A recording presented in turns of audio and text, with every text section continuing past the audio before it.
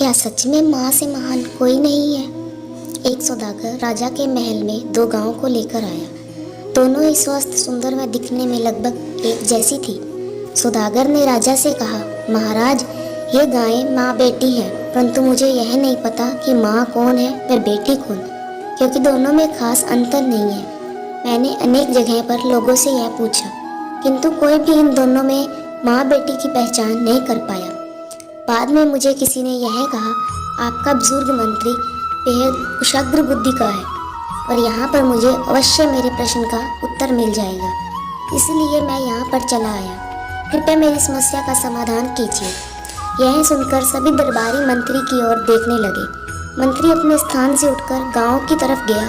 उसने दोनों का बारीकी से निरीक्षण किया, किंतु वह भी नहीं पहचान पाया कि वास्तव में कौन है माँ और कौन है बेटी। अब मंत्री बड़ी दुविधा में फंस गया।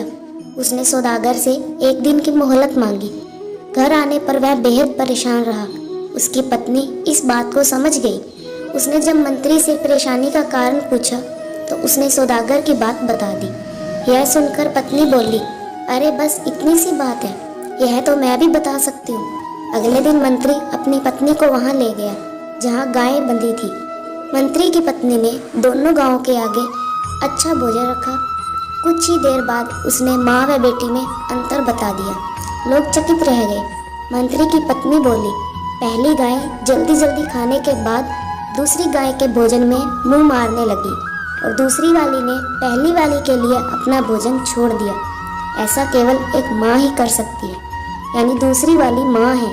माँ ही बच्चे के लिए भूखी रह सकती है।